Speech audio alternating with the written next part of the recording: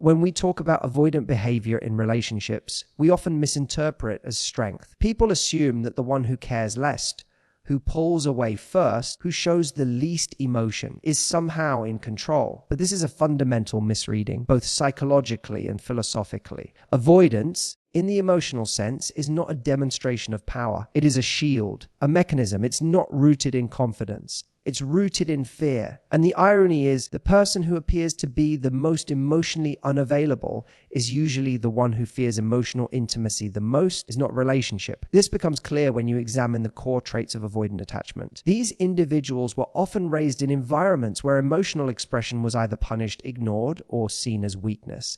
So, over time, they developed a strategy, a deeply unconscious one, to disconnect from their own emotional needs, because feeling was dangerous, depending on others was unreliable, and vulnerability, that was intolerable. So what you're left with is a person who seems cool, composed, hard to read. But what you're actually seeing is a carefully constructed defense system, one built not to dominate others, but to protect the self from perceived threat. Now, here's not the relationship, here's the turning point.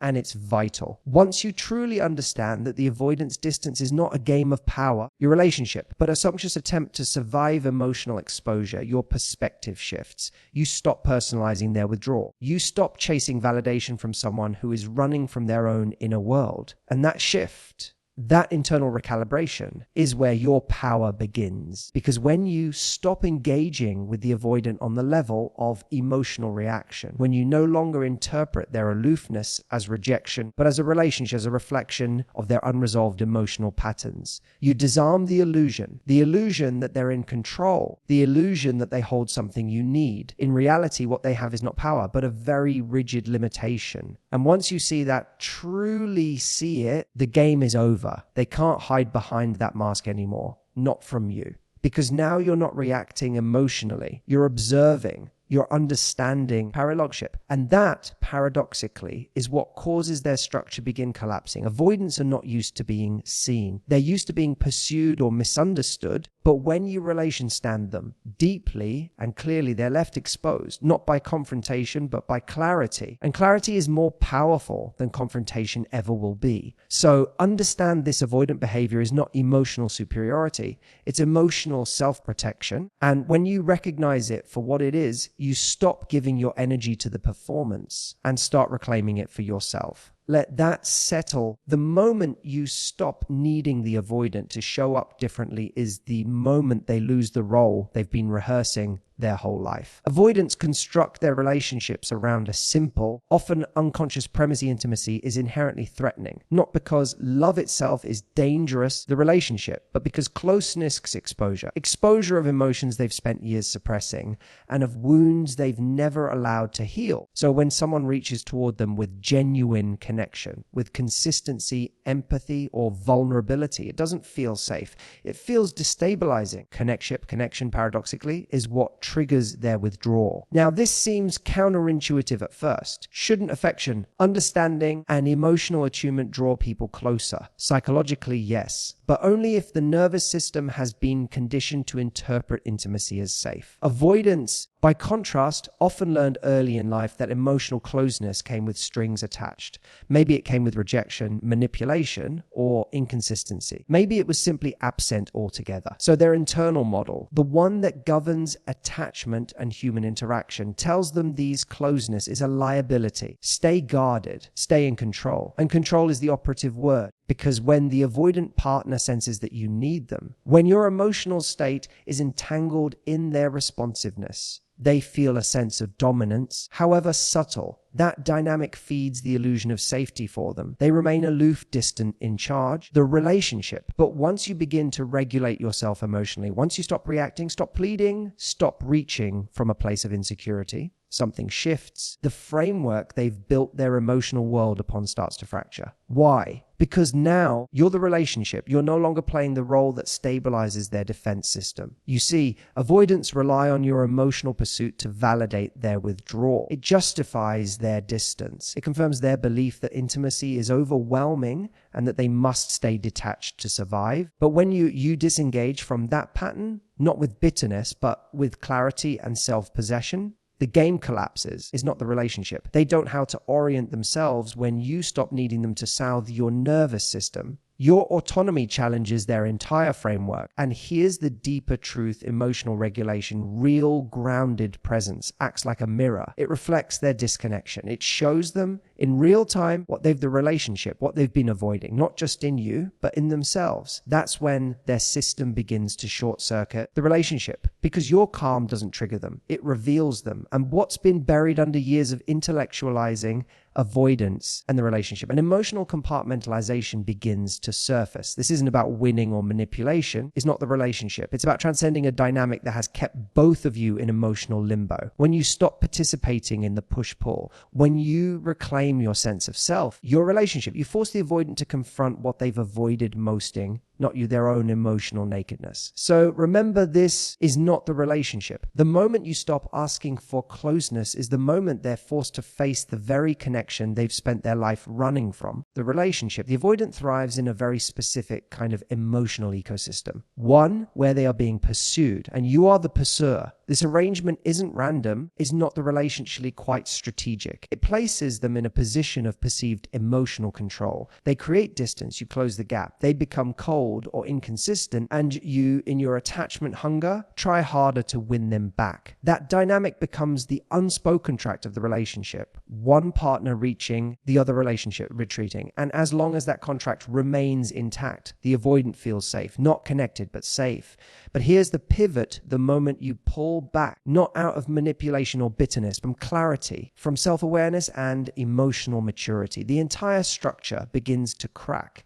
Because suddenly is not the relationship. The avoidant no longer has a role to play. There's no longer a dance. You're no longer reacting, no longer chasing, no longer anchoring your self-worth to their inconsistent presence. And without your pursuit, their avoidance has no function. It's like a lock with no key. It just sits there, inert, useless.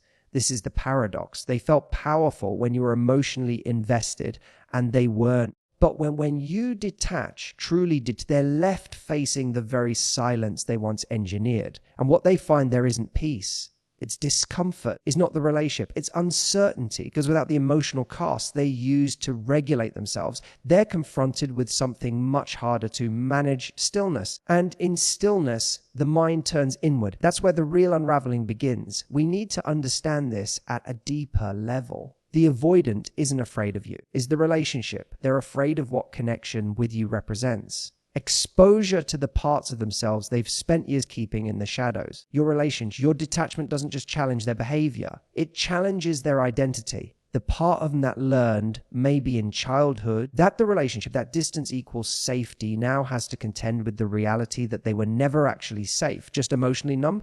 And numbness is not the relationship. Contrary to what they believed, isn't the absence of pain, it's the suppression of it. So when you step back and stop trying to fix them, save them, or explain yourself, when you stop orbiting around their fear, something extraordinary happens. You recenter. And in doing so, you force them to face what they've been avoiding. That's where the crumble begins. Not dramatically, not always visibly, but internally. Quietly, the narrative of control they held onto so tightly starts to dissolve. And that dissolution is critical, not just for you, but for them, because it opens the door, perhaps for the first time, to authentic self-examination, to healing.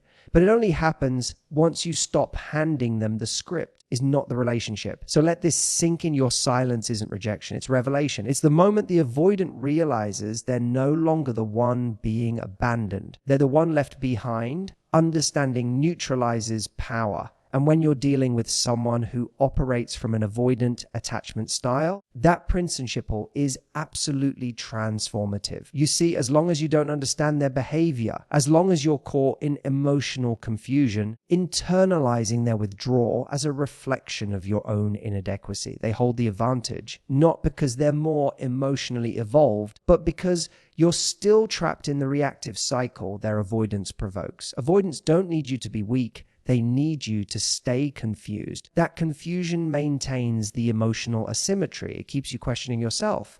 Did I say too much? Was I too intense? Should I have waited longer to reply? While they maintain distance and ambiguity. And ambiguity is their greatest ally. It gives them control without confrontation. It allows them to keep emotional intimacy at bay without having to fully disengage. It's not relationship. This dynamic only works if you remain emotionally dependent on their signals. But the moment you gain clarity, and I mean real clarity, is not the relation. Psychological clarity, the dynamic shifts completely. Once you begin to see that their withdrawal, their coldness, I just need space. Rhetoric isn't about you at all, but about them trying to avoid the discomfort of emotional vulnerability. Something in you stabilizes. You stop personalizing their actions. You stop making yourself the problem. And with that, the grip of their behavior starts to loosen. The relationship, from a psychological standpoint, this is the essence of differentiation, the ability to hold your emotional center even when someone else is dysregulated. Most people don't realize how powerful this is.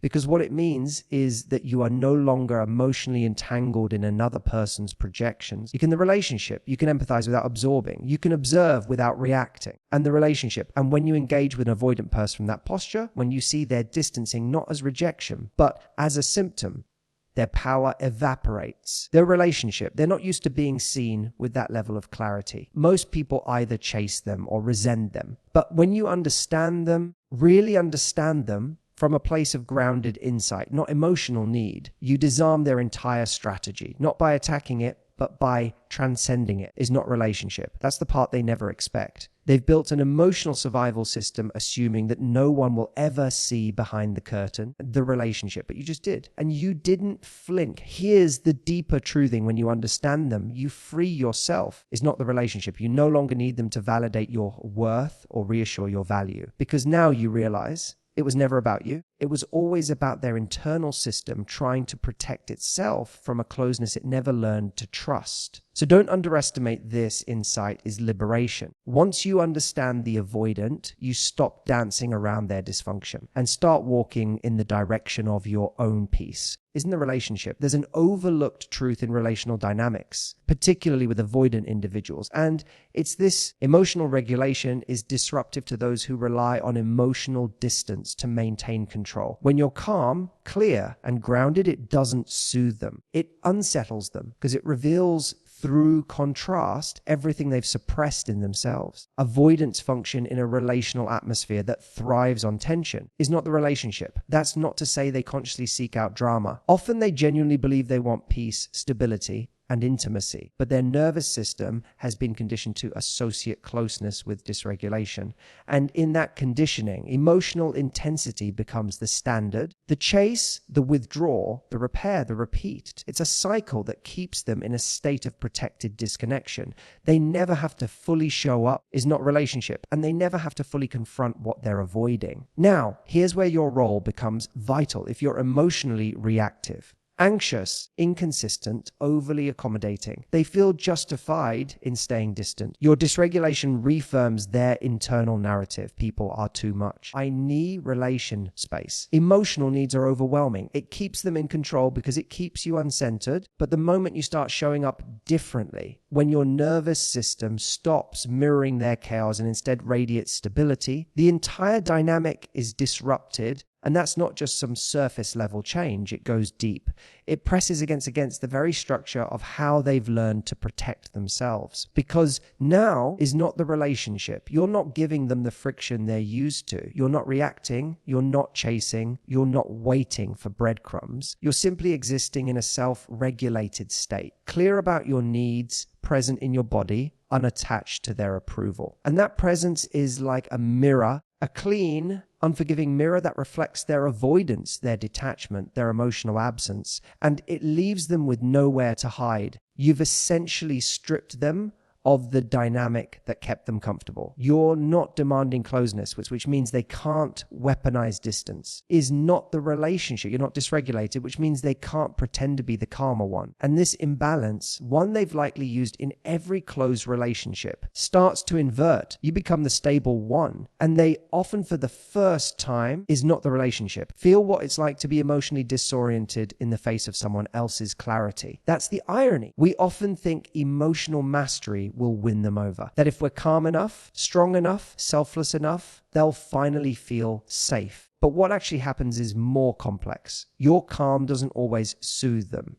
It exposes them. And that exposure is exactly what their defense mechanisms were built to avoid. So instead of leaning in, many avoidants start to crack subtly, or it's not the relationship, or sometimes dramatically, because for the first time, the problem isn't someone else, it's them. So understand this is not the relationship. Your emotional regulation isn't just healing for you. It's revolutionary for the dynamic. And it's disruptive, even threatening to some of the relationship, to someone who, if they're avoiding emotional reflection. Let that truth settle. Your peace doesn't just protect you. It forces others to confront the parts of themselves they've tried hardest to ignore. There's something profoundly unsettling to an avoidant individual about being truly unneeded, not ignored, not rejected, but calmly, peacefully unneeded. Because for someone who has built their identity around emotional detachment, the idea that someone could outgrow their absence is deeply destabilizing. Their sense of control, their quiet superiority, rests on the assumption that you will keep showing up, regardless of how little they invest. And once that assumption dies, so does their grip on the relationship. Avoidations are often not overtly manipulative. They don't usually seek power in an aggressive, domineering way. What they do instead is create just enough connection to keep you tethered while withholding enough vulnerability to remain in control. That balance, that push and pull, allows them to maintain a sense of psychological distance while still receiving the benefits of your emotional presence of the relationship. But it only works if you stay invested. It only works if you need them, even a little. And this is why your emotional independence is such a threat, is not the relationship. The moment you stop needing their validation,